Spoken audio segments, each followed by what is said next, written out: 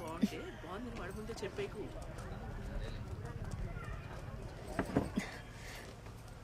ముందు చూడండి అమ్మా. నీ వేషాలు నాకెందుకు నమస్తే. తెలియదు? సర్లే పదమ్మా. నమస్తే అండి. రండి కూర్చోండి. లక్ష్మి శిల్ప శిల్ప ఇట్రా. ఏంటక్క ఇట్రావే. లోపలికి రా, టీ తాగుదాం. అక్క ఇంకా మస్తు పనున్నది. నేను ఇంకా బేబీ మేడం ఫ్లాట్ కూడా పోవాలి. పర్లేదే, ఎవరూ లేకపోతే నాకు టీ తాగబుద్ది కాదు. జస్ట్ ఒక 10 minutes, 10 నిమిషాలు. రావే రా. శిల్ప, నీ పేరు బాగుంటుందే. థ్యాంక్స్ అక్క. నా మొగుడు కూడా అదే అంటాడు. అవును, ఇంతకీ ఆ పక్క ఫ్లాట్కి వచ్చిన వాళ్ళంతా ఎవరే? ఇప్పటి వరకు చూడలేదు. వాళ్ళ ఆ రాజన్ గారు అమ్మాయి ఉంది కదా, హా. ఆమె ఎవరినో పెళ్లి చేసుకొని వెళ్ళిపోయింది. గొడవలైనాయంట, తిరిగి వచ్చేసింది. ఇప్పుడు మళ్ళా పెళ్లి చేద్దాం అనుకుంటున్నారు. నీ జాబ్ సూపర్ కదే. ఎవరిళ్లలో ఏమేం జరుగుతున్నాయో నీకు తెలుస్తాయి. మంచిగా ఉందక్క. నేను పోయి పని చేస్తేనే తెలుస్తుంది. నువ్వు ఇంట్లో కూర్చొని చెప్పేస్తావు కదా.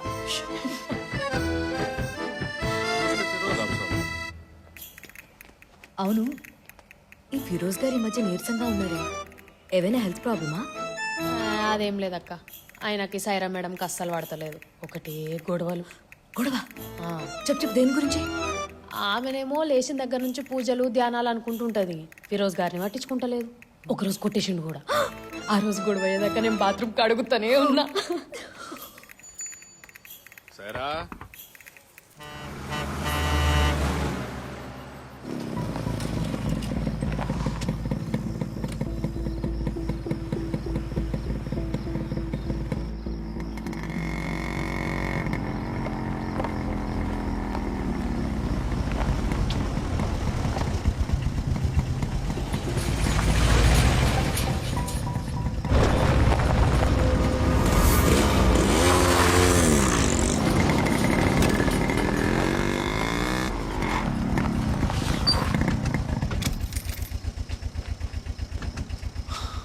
అన్నా, ఓ విషయం చెప్పు. ఎగ్స్ ఎక్కడెక్కడ డెలివరీ చేస్తావు? ఒక ఫెరోజ్ షాప్ లో మాత్రమే.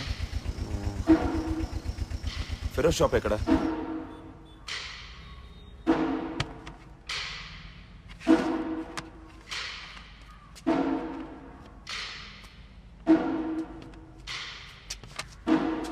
अरे रे पटको गुड्डू. अरे बाबा, तेरी वजह से सुबह सुबह 500 का नुकसान हो गया ना रे.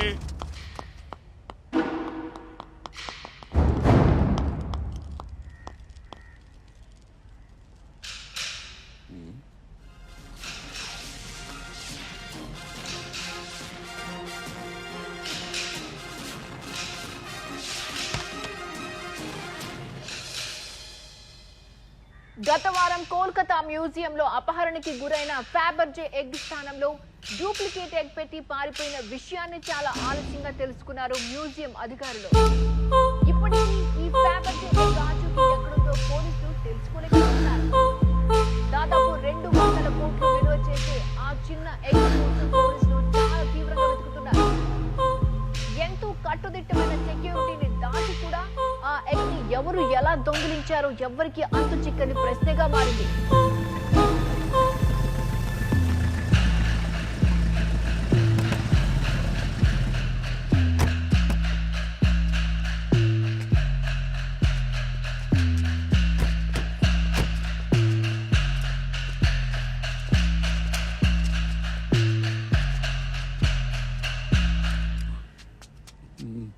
నా ఎగ్ ఒకటి నీ దగ్గరుంది. అది నాకు దొరికే వరకు నువ్వు అన్నీ మూసుకొని కూర్చో. కావాలంటే టీవీ చూడు. భయమేస్తే సైలెంట్ గా భయపడు, సరేనా? షట్టరేరా. సర్చ్.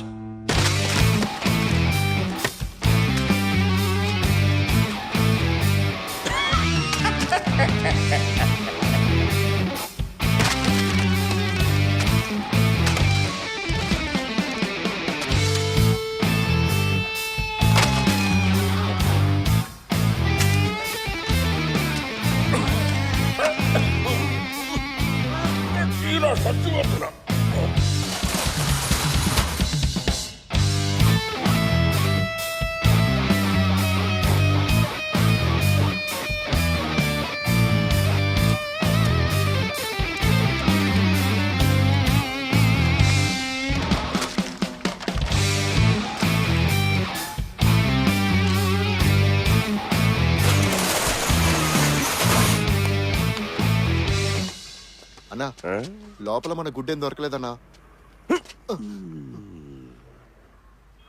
దొరకలేదన్నా. నీకు 3 రోజుల టైం. ఎగ్ దొరకలేదు, నువ్వు హాఫ్ బాయిల్. సమజైందా? బా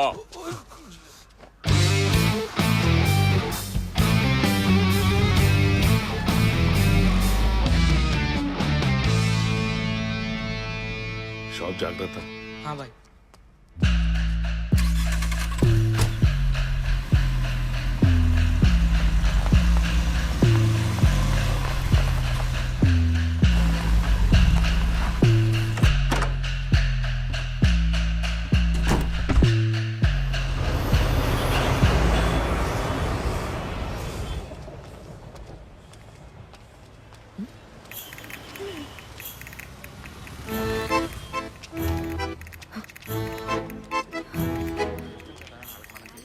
హలో పద్మక్క, చెప్పాను పమ్మా.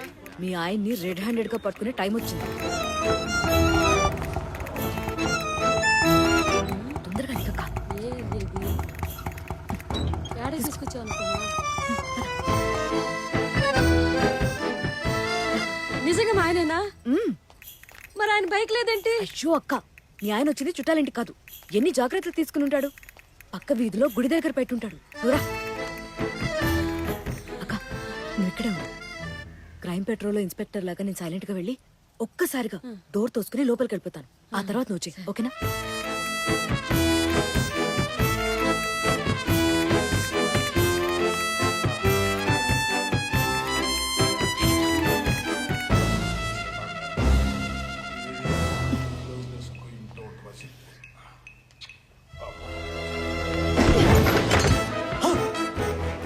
అక్క తొందర.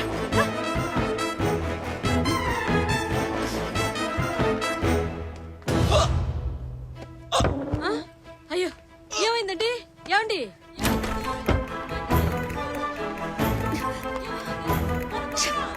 మా ఆయన గుడ్డి పడిచ్చిందే.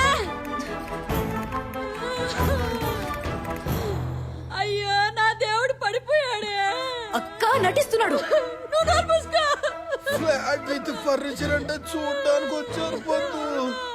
అక్క అక్క ఇంకా నటిస్తున్నాడు. అక్క దీని మాటలు విని నా తాళి మీదకి తెచ్చుకున్నారండి. నన్ను క్షమించండి. అయ్యో పొద్దు నేను వెళ్ళిపోతున్నాను పొద్దు. అలా అనకండి. నువ్వు పెట్టిన ఒడియాలు తిరగకుండా వెళ్ళిపోతున్నాను పొద్దు. ఇంకా మనం విడిపోయే సమయం వచ్చింది పొద్దు.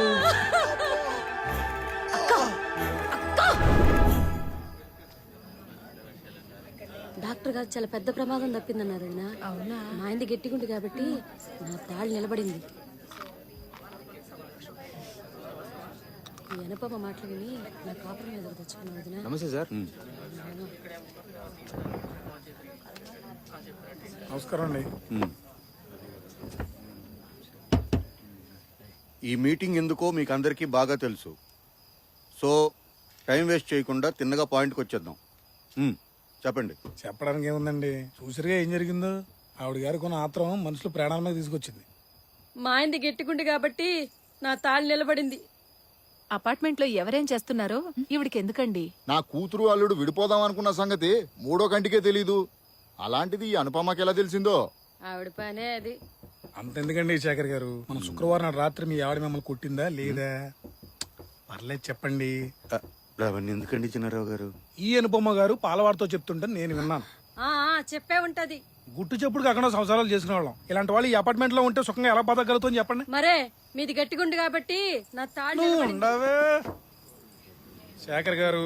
ఉంటే ఆవిడ కుటుంబమైనా ఉండాలి, లేదంటే మా 50 కుటుంబాలనే ఉండాలి. ఏ విషయం ఇప్పుడే ఎక్కడే ఫైనల్ గా డిసైడ్ చేసేయండి. చిన్నారావు గారి మాటే మా మాట. అదిగో పంపించేయండి. ఇంకా అంగీకరించట్లేదు. వాళ్ళని ఇక్కడి నుంచి పంపించడానికి దేవుడు అంగీకరించట్లేదు. మాస్టర్ గారు, అసలు ఆవిడ ఏం చేసిన విషయం మీకు తెలిస్తే. నోర్ముయిరా పాపి. ఇక్కడున్న వాళ్ళలో ఎంతమంది తప్పులు చేయకుండా ఉన్నారు? ఎంతమంది నా దగ్గరకు వచ్చి మీ తప్పులు కన్ఫెస్ చేశారో మర్చిపోయారా? క్షమించడం అనేది దేవుడు మనకిచ్చిన గొప్ప గుణం. అదే గనక లేకపోతే దేవుడు ఇక్కడున్న ప్రతి ఒక్కరిని శిక్షించాలి. కానీ దేవుడు అది చేయట్లేదు, క్షమిస్తున్నాడు.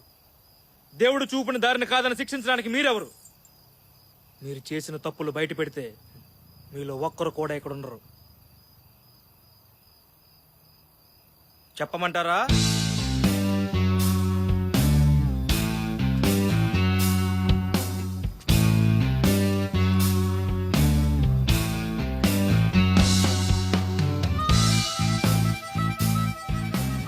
మనందరం గౌరవించే మన పాస్టర్ డానియల్ బాబు గారు మిసెస్ అనుపమా మోహన్ క్షమించమన్నారు కాబట్టి ఈసారికి ఆవిడని ఎక్స్క్యూజ్ చేస్తూ గట్టి వార్నింగ్ ఇస్తున్నాం. ఏమంటారండి? అంతేనండి. పద్మా పదా పదండి. ఇక్కడ తలదించుకొని నిలబడితే ఏం లాభం? కింద అందరి ముందు నా పరువు తీసి సారీ అండి. మాట్లాడకు. అసలు బయట వాళ్ళ గొడవలని నీకెందుకే? ఎన్నిసార్లు చెప్తే అర్థమవుతుంది నీ మట్టి బుర్రకి? ఎప్పుడు చూసినా వాళ్ళ ఇంట్లో ఏం జరుగుతుంది, వీళ్ళ ఇంట్లో ఏం జరుగుతుంది, అది తప్ప వేరే ధ్యాసే ఉండదా నీకు? లంచ్ బాక్స్ లో కూర ఉంటే ఉప్పు ఉండదు, ఉప్పు ఉంటే కారం ఉండదు, అసలు అప్పుడప్పుడు లంచ్ బాక్స్ లో ఫుడ్డే ఉండదు. నీకు చెప్పి చెప్పి నా నోరు పోతుంది. బయట వాళ్ళ మీద పెట్టే ధ్యాసలో కొద్దిగైనా మన ఇంటి మీద పెట్టు. నీకు ఒక భర్త ఉన్నాడు, ఒక కొడుకున్నాడు, ఆ విషయం మర్చిపోయావా?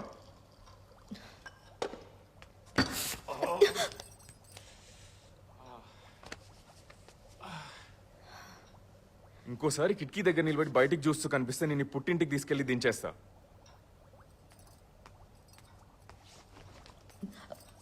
భోజనం చేసి వెళ్ళండి.